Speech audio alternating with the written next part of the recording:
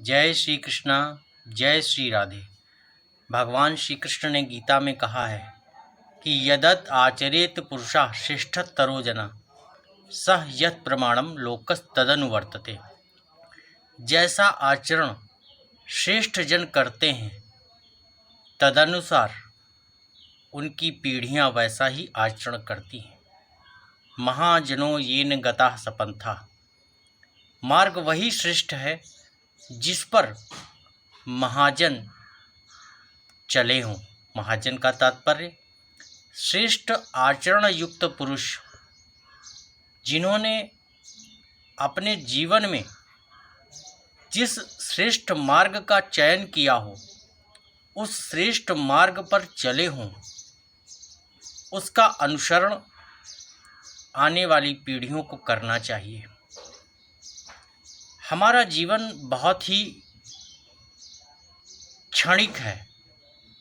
जीवन का कालखंड किसी भी व्यक्ति का किसी को पता नहीं होता है।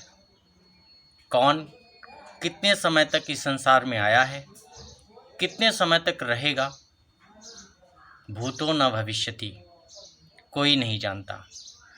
लेकिन एक आशा, एक उम्मीद के आधार पर हर व्यक्ति अपने जीवन को जीता चला जा रहा है। कोई ये मानता है कि मेरी जीवन की अवधि बहुत लंबी होगी।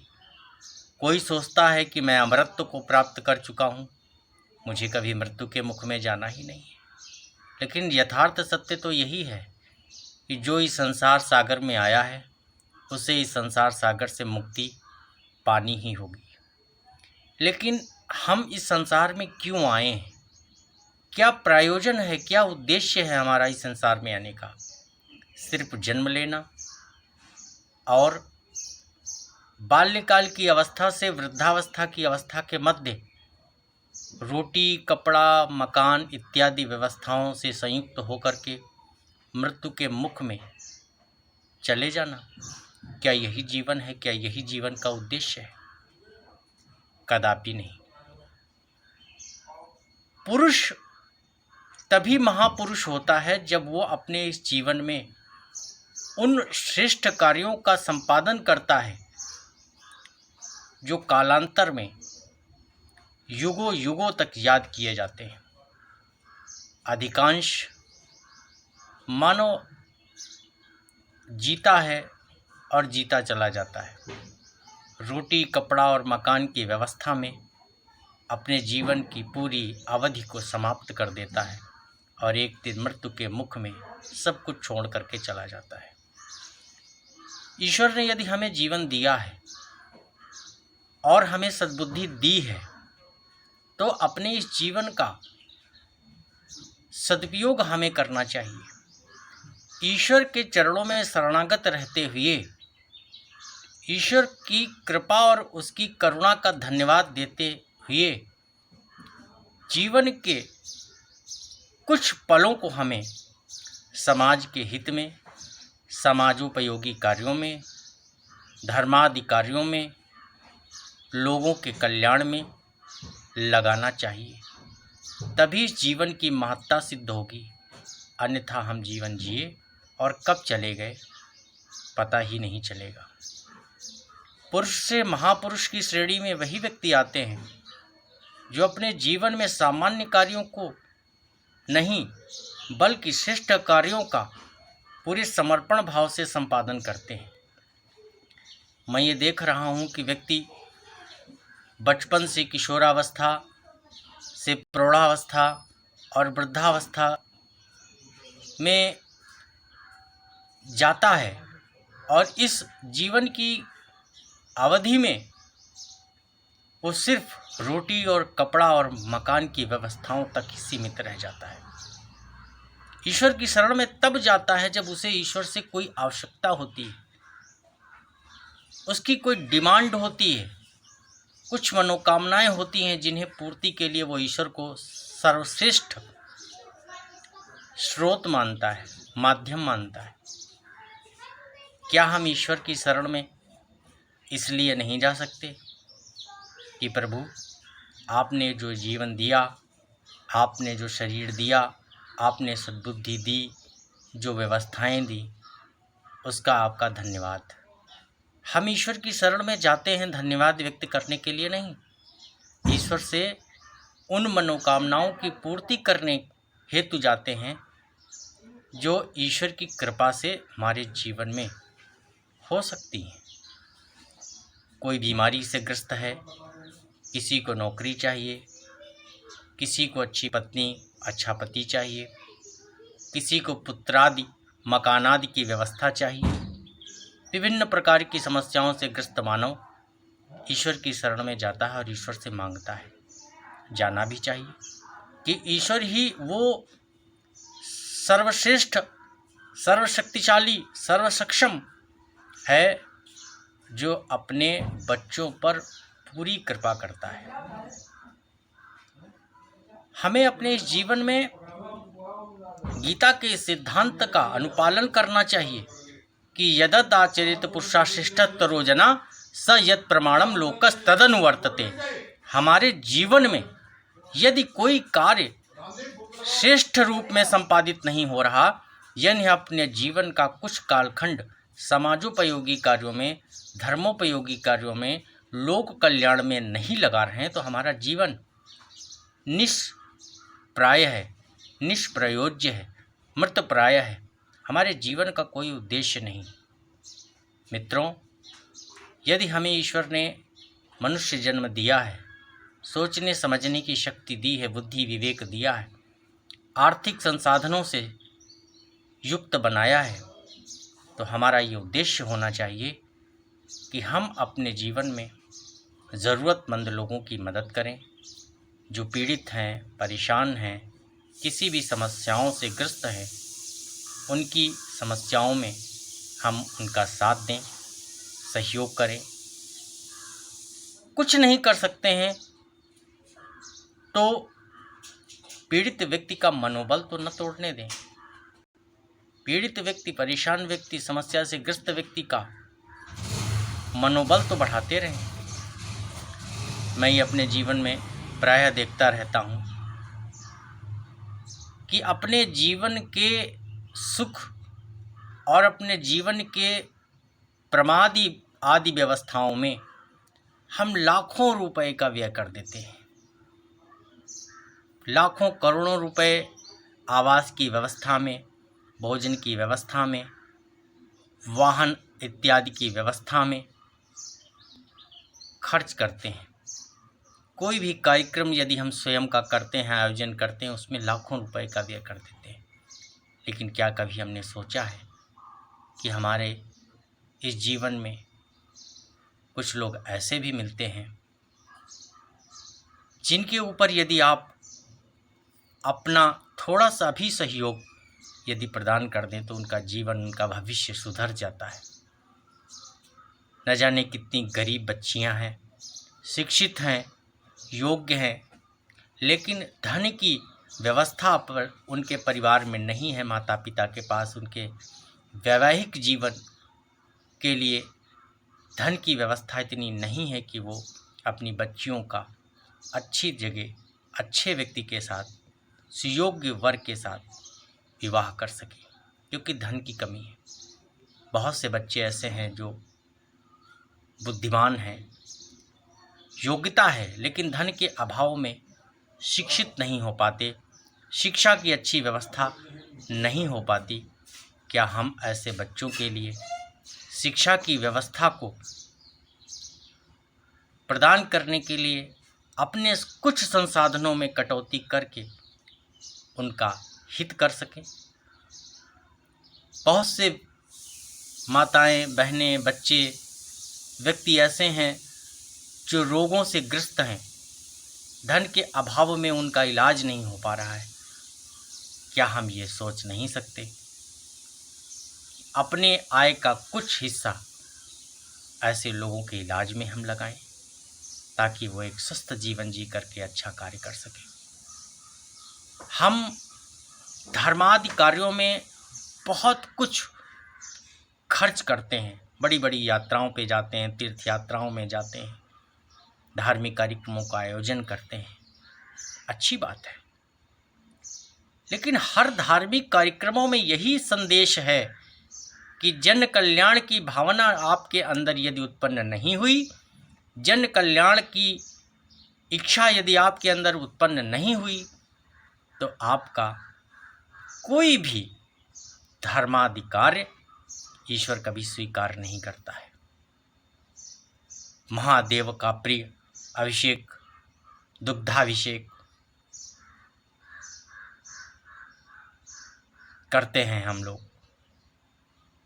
करना चाहिए, क्योंकि वो हमारे इष्ट हैं, हमारे आराध्य हैं। उनकी प्रिय वस्तुओं को उनको समर्पित करना चाहिए। उन्होंने हमें सक्षम बनाया है। लेकिन क्या कुछ दूध की व्यवस्था, कुछ अन्नादि की व्यवस्था, वस्त्रादि की व्यवस्था हमें उन गरीब बच्चों के लिए नहीं करनी चाहिए जिनका पोषण धन के अभाव में उनके परिवार के जन नहीं कर पा रहे हैं? हमारे वेद ग्रंथों में ये उल्लेख है कि जो व्यक्ति अपनी आय का दशांश यानी 10% समाज के लिए, समाज के कल्याण के लिए, धर्म में, जनहित में खर्च करता है, लोगों के भलाई में खर्च करता है, लोगों की समस्याओं के निवारण में खर्च करता है, वो कभी गरीब नहीं होता। उस पर ठाकुर जी की कृपा, ईश्वर की कृपा अनवरत बरसती रहती है। मित्रों, जब वो 4 हाथ वाला देता है ना, तो ये 2 हाथ वाला उसे संभाल नहीं पाता। वहीं जब वो 4 हाथ वाला लेता है तो 2 हाथ वाला रोक नहीं पाता। इसलिए यदि आप अपने जीवन में वास्तविक आनंद को पाना चाहते हैं, जीवन का मूल उद्देश्य यदि आप खोजना चाहते हैं, तो कुछ भी करिए, व्यापार करिए, नौकरी करिए, लेकिन उससे जो भी आपकी आय हो उसे आप गरीब कन्याओं के विवाह में ज़रूर खर्च करिए, गरीब बच्चों की शिक्षा में अवश्य खर्च करिए, बीमारियों से पीड़ित व्यक्तियों के इलाज में ज़रूर खर्च करिए। तभी आपके जीवन का उद्देश्य सफल होगा और आपके जीवन की ये कार्य प्रणाली आपके आने वाली पीढ़ियों के लिए एक आदर्श होगी। आप उनके लिए प्रेरणा का स्रोत होंगे। अन्यथा कब आप इस संसार में आए, कब आप जिए और कब आप मृत्यु के मुख में समा गए, पता ही नहीं चलेगा। इसलिए मित्रों, मुझे ये कहना पड़ रहा है, हृदय की वेदना है, हृदय में पीड़ा है कि मेरे संपर्क में एक बहुत बड़ा समाज है जिसमें अधिकांश लोग आर्थिक रूप से समृद्ध हैं, सक्षम हैं, लेकिन अभी लखनऊ में रहने वाली एक अनाथ बच्ची, ब्राह्मण परिवार की बच्ची, जिसने अपनी शिक्षा अपने स्वयं के परिश्रम, ईश्वर की कृपा के सहारे पूर्ण की और आज उम्र के उस पड़ाव पे है जहाँ उसे एक जीवन साथी की तलाश है। वो तलाश ईश्वर की प्रेरणा से, आपके इस संदीप विक्रमादित्य के प्रयास से, मेरे कुछ मित्रों और सहयोगियों के प्रयास से पूरी हुई और उस बिटिया के विवाह के कार्यक्रम, उसके आयोजन की तैयारी शुरू हो चुकी है। मैंने इस संबंध में वीडियो बनाया, फेसबुक, व्हाट्सएप पे स्टेटस लगाया, अपनी बात रखी कि उस बिटिया के विवाह में हमारे सभी जन सहयोग करें ताकि उस बिटिया का जीवन एक स्थायित्व ले सके, उसे एक जीवन का एक पड़ावा मिल सके। लेकिन दुर्भाग्य का विषय कि मेरे संपर्क से जुड़े हुए बहुत बड़ी संख्या के आर्थिक संपन्न लोगों ने हमारे उस वीडियो पर, व्हाट्सएप स्टेटस पर अपनी कोई प्रतिक्रिया तक व्यक्त नहीं की। आर्थिक सहयोग करना तो बहुत दूर की बात। हम ब्रांडेड कपड़ों पे, ब्रांडेड गाड़ियों पे, ब्रांडेड व्यवस्थाओं को करने में लाखों और करोड़ों रुपए का व्यय कर रहे हैं, लेकिन क्या हमारी सोच इतनी गरीब हो चुकी है? क्या हम सोच से इतने दरिद्र हो चुके हैं? कि ऐसे समाजोपयोगी कार्यों में हम अपना कुछ अंशदान दे नहीं सकते। तो मित्रों, ये मैं कह सकता हूँ और मुझे ये कहना पड़ रहा है कि जो व्यक्ति सिर्फ अपना जीवन जीते हैं, सिर्फ अपने सुखों के लिए एन केन प्रकारेण लगे रहते हैं, वो सिर्फ अपना ही जीवन जीते हैं और जब उन्हें ज़रूरत होती है तो उनके साथ कोई नहीं होता है, क्योंकि उन्होंने किसी के लिए कुछ किया ही नहीं, कुछ सोचा ही नहीं। ना वो आदर्श स्थापित कर पाते हैं, ना वो किसी के जीवन में प्रेरणा का स्रोत बन पाते हैं।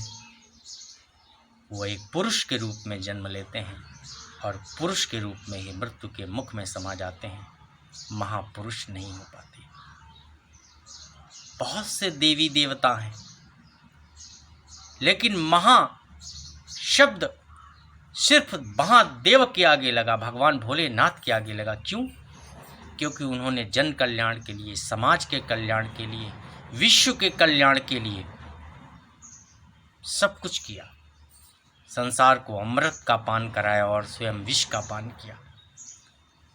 अपने भक्तों को आवास की व्यवस्था, धन की व्यवस्था, सुख संसाधनों की व्यवस्था कर देते हैं, लेकिन स्वयं भस्मीभूत होकर के कैलाश पे रहते हैं।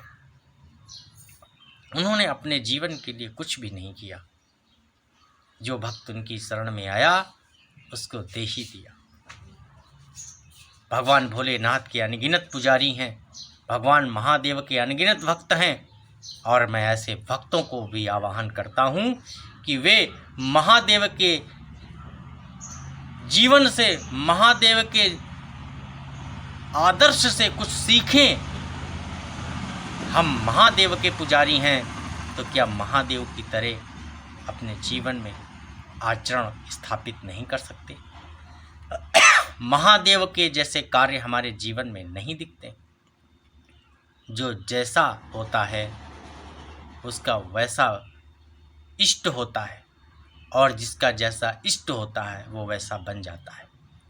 यदि हम भगवान भोलेनाथ के पुजारी हैं, श्री ठाकुर जी के पुजारी हैं, तो हमें उनके जीवन से कुछ सीखना चाहिए, कुछ समझना चाहिए और कुछ करना चाहिए। मित्रों, आपके संदीप विक्रमादित्य ने अपने मन की बात, अपने विचार व्यक्त किए हैं, और फिर यही कहता हूँ कि यददाचरित पुरुषः श्रेष्ठतरो जना सह यत् प्रमाणम लोकस्तदनुवर्तते। जय श्री कृष्णा, जय श्री राधे, हर हर महादेव।